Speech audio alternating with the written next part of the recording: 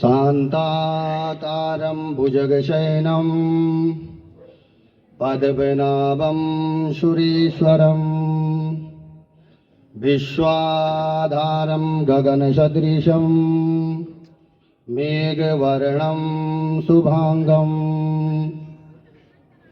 लक्ष्मीकान्तं कमलनयनं योगविद्यानकं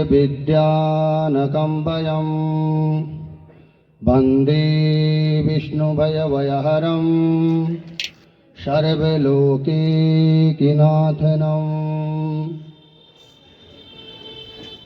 श्रीमन्नारायण नारायण नारायण, श्रीमन्नारायण नारायण नारायण, भजमन्नारायण नारायण नारायण, लक्ष्मी नारायण नारायण नारायण।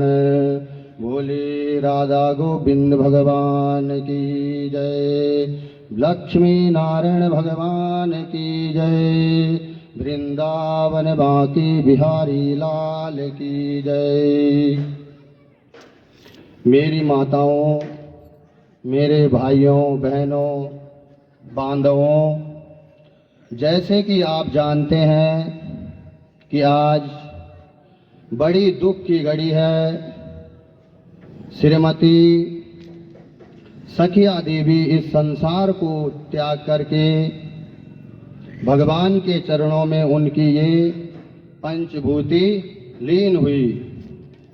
परमात्मा परमेश्वर नारायण जी से श्री उनके चरण कमलों में यही प्रार्थना करते हैं कि प्रभु श्रीमती सखिया देवी जी को अपने चरण कमलों में स्थान देना और उनके परिवार पर जो कष्ट आया है वह असहनीय है।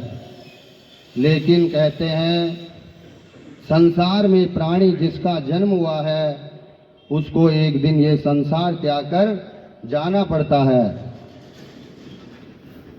बड़े बड़े महाराजा इस संसार में आए, बड़े बड़े ऋषि मुनि आए, साधु संत आए और इन संसार को त्याग कर चले गए। कहते हैं कर्मणे वादिके रस्ते माँ फलेषु कदाचना। प्राणी तो इस संसार में आता है और अपना कर्म भोगता है और कर्म करके चला जाता है। बाबा तुलसीदास जी रामायण में कहते हैं कर्म प्रधान विश्व रचि राखा, जो जस करई सो तस फल चाखा। प्राणी को कर्म करने के लिए यहाँ पर भेजा गया है। कर्म ऐसा करना चाहिए कि जिसमें सबकी भलाई हो। पर्सनल कर्म अपने लिए नहीं, संसार का जिसमें भला होता हो, परिवार का जिसमें भला होता हो, उस कर्म को प्राणी को करना चाहिए। कर्म पाप और पुण्य सोने की लोही, पायन बंधन जो करे मानो हो तेरी। ऊंचे कर्म से स्वर्ग मिले, नीचे कर्म से भोग, प्रेम बिना सो भरे विषम वासना के रोग। विषय वासना के वशीभूत प्राणी वो कर्म कर बैठ जाता है जो नहीं करना चाहिए, उस कर्म को भूल जाता है जो करना चाहिए। उसी के कारण प्राणी दुख पाता है, कष्ट पाता है। भगवान का नाम परमात्मा का गुणगान करते हुए जीवन व्यतीत किया जाए। शुभ कामों में, अच्छे कामों में अपने जीवन को व्यतीत करना चाहिए। कहते हैं आया है जो जाएगा राजा रंग फकीर, एक सिंहासन चढ़ चला एक चला जंजीर। राजा है, सिंहासन पर बैठकर जाता है और एक चोर है जो अपराधियों की तरह से बाजार में हथकड़ियों में बंद कर जाता है। सोने के कड़े राजा ने भी पहने हैं और सोने के कड़े उस अपराधी ने भी पहने हैं, लेकिन कड़ों में सिर्फ क्या फर्क है, अपमान और दूसरे में सम्मान।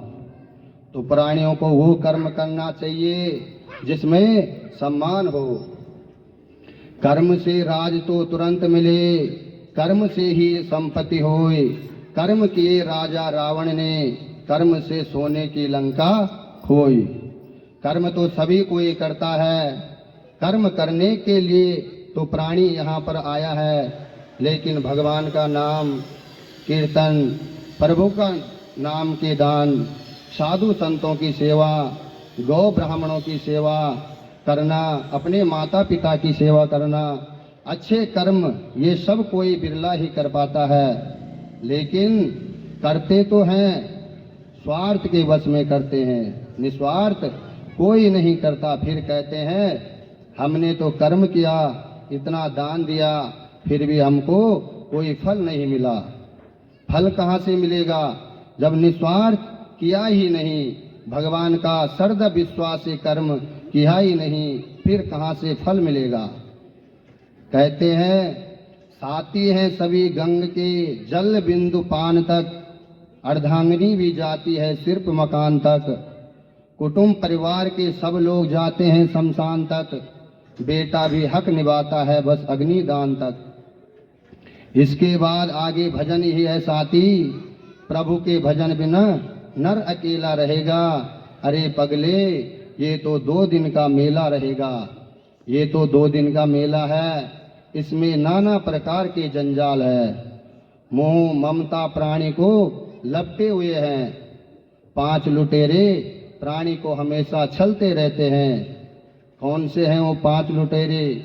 काम, क्रोध, लोभ, मोह और अहंकार। इनके वशीभूत होकर प्राणी 84 लाख योनि भोगता है, कष्ट पाता है, आता है और चला जाता है। पुनरपि जननम पुनरपि मरणम, बार बार जन्म लेना और बार बार चले जाना।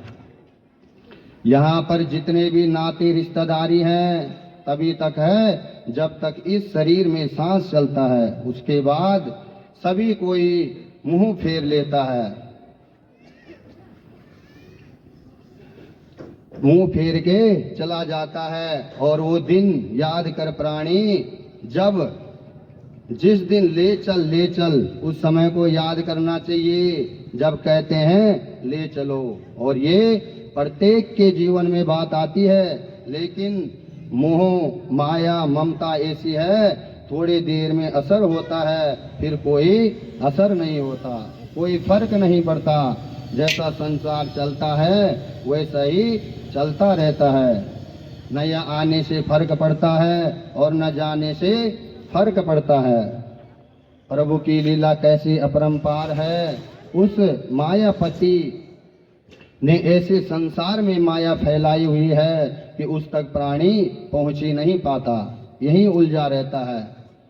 माली देखत आए के कलिया करत पुकार, और खिले खिले सब चुन लिए, लियत कली हमारी याद। बगिया में फूल खिलते हैं और खिले खिले को माली तोड़ ले जाता है, और छोटी छोटी कलियां होती है उनके लिए सोचता है इनको कल लेकर जाऊंगा। सुबह हो जाती है, शाम हो जाती है, रात हो जाती है, आधा जीवन तो सोने में चला गया, फिर शेष बचा ही क्या। अपने लिए तो जिए ही नहीं, लास्ट में फिर हाथ मलता रहता है, बैठा बैठा सोचता रहता है। सांस लेने में दिक्कत होती है, हाथ पांव चलना बंद हो जाता है, फिर याद करता है कि मैंने हीरा जैसे समय को एक मिट्टी के भाव में ही निकाल दिया, कुछ भी उसका फल नहीं बोया, कोई लाभ नहीं उठाया। भगवान का नाम लास्ट में आएगा कि नहीं ये कौन जानता है। प्रभु का नाम तो अंत समय में उसी प्राणी के मुख में आता है जिसने अभ्यास किया हो जीवन में। राम राम संसार में सभी कहते हैं, लेकिन राम तो करोड़ों में जाकर किसी एक को ही मिलते हैं।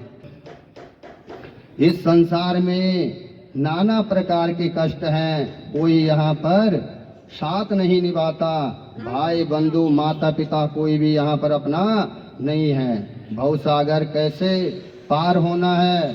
भवसागर क्या है? भवसागर वो नहीं है जिसमें डूबना है, भवसागर तो वह है जिसमें हमें पार होना है। मोह ममता लोभ इस पर विजय प्राप्त करना है। साधु संत महात्मा हमारे गुरुजन हमारे पूर्वज बताते थे, जो लिख कर गए हैं किताबों में कि उस रास्ते पर प्राणी को चलना है। प्रेम करो ये नहीं कि प्रेम मत करो। भगवान का भजन घर में भी हो सकता है। महात्मा बनना बाबा जी बनना कोई बड़ी बात नहीं है। भगवान को तो घर पर भी जप सकते हो, नाम ले सकते हो, लेकिन परमात्मा से प्रेम, ठाकुर जी से प्रेम करो और भगवान नाम का कीर्तन करो। कहते हैं हरि स्मृति सर्व विपत्ति विभोजनम।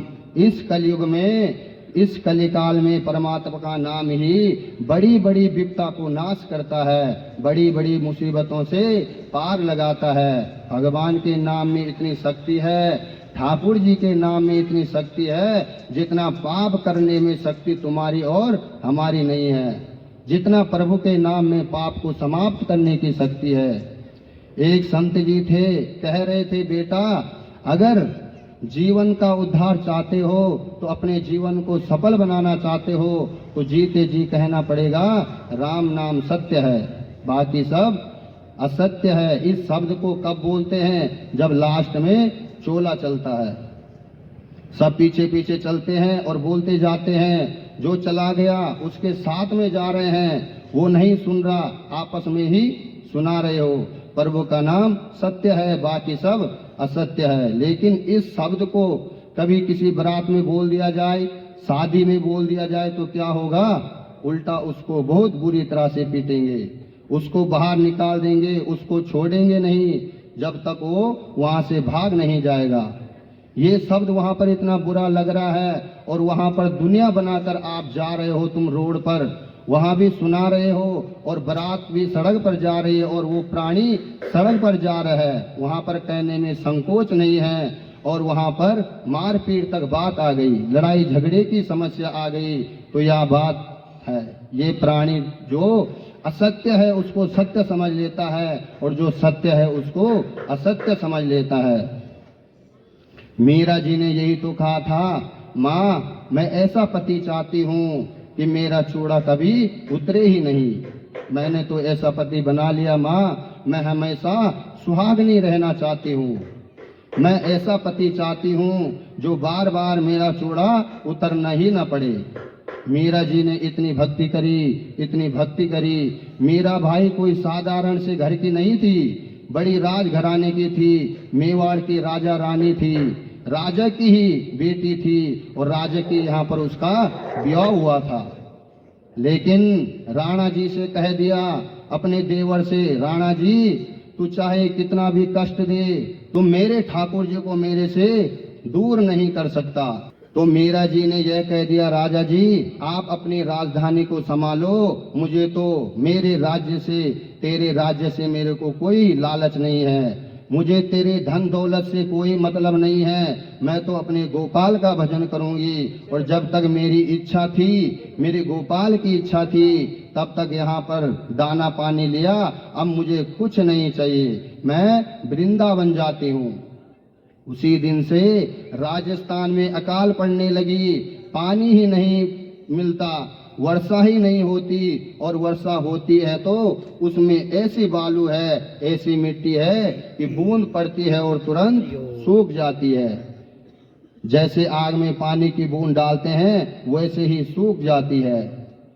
बड़े बड़े संयम करके पानी को पीने के लिए रखा जाता है। मेवाड़ में जाओ आप, वहां पर पानी की अभी भी बड़ी परेशानी है। जिस दिन से मीरा जी ने राजस्थान को छोड़ा, मेवाड़ को छोड़ा, उसी दिन से अकाल पड़ने लगा। फिर राणा जी वृंदावन आए, हाथ जोड़ करके मीरा जी के चरणों में पड़ गए, भाभी मीरा मेरी गलती को क्षमा कर दो, हे देवी आप दोबारा से मेरे यहाँ पर चलो। मीरा जी ने कह दिया, राणा जी अब मैं वापस नहीं जाऊंगी, बाकी आपको मैं यहाँ कहती हूँ कि आपका राज्य सुखी रहे, परिवार सुखी रहे, मैं तो अब अपने गोविंद का गुणगान करूंगी।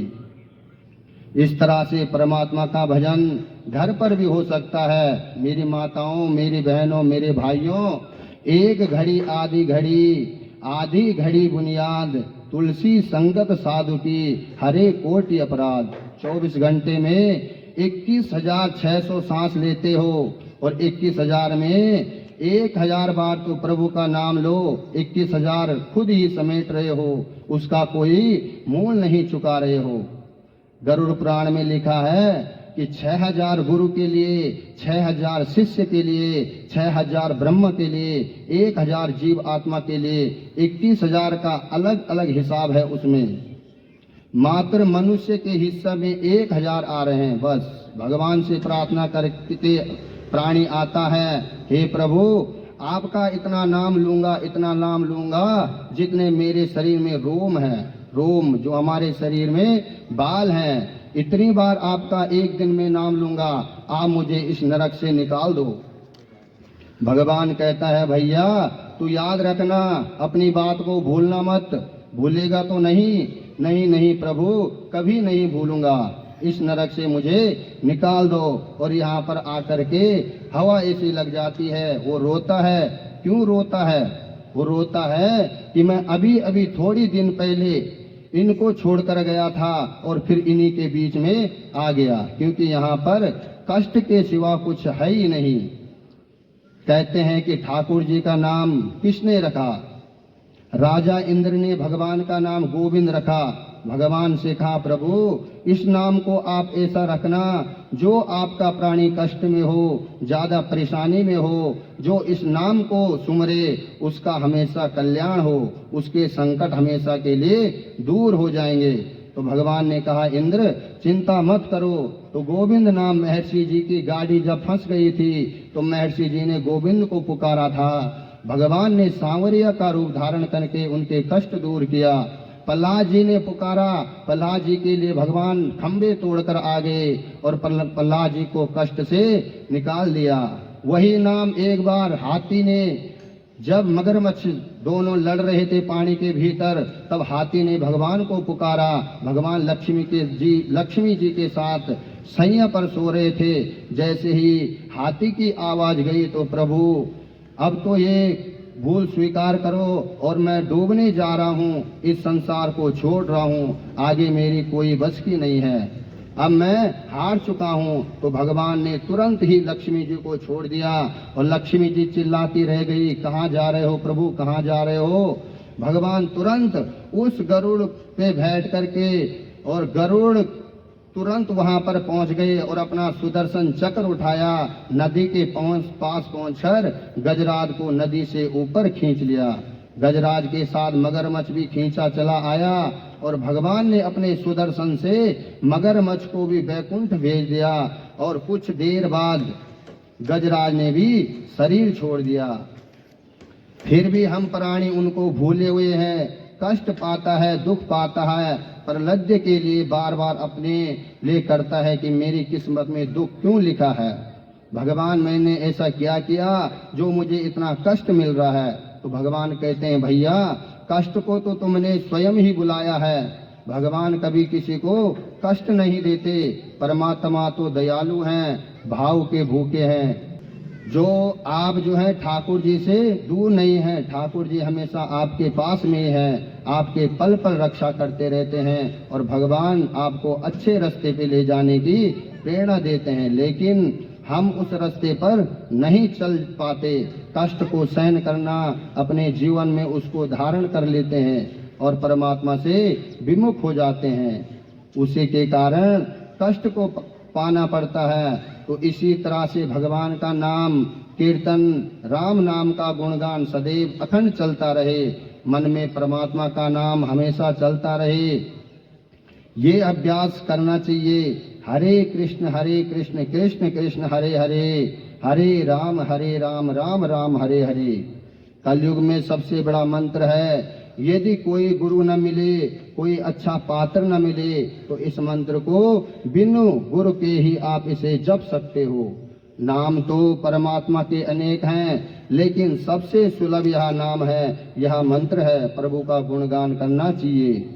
इसी के साथ मैं अपनी वाणी को विराम देने से पहले श्रीमती सखिया देवी जी के लिए, उनकी आत्मा की शांति के लिए आज वो भले हमारे बीच में नहीं हैं, हमारे साथ में नहीं हैं, पर उनकी यादें हमारे साथ हमेशा रहेगी। भगवान ठाकुर जी से प्रार्थना करते हैं कि उस पुण्य आत्मा को अपने चरणों में स्थान देना और उनके घर वालों को इस दुख भरी घड़ी में सहन शक्ति प्रदान करना।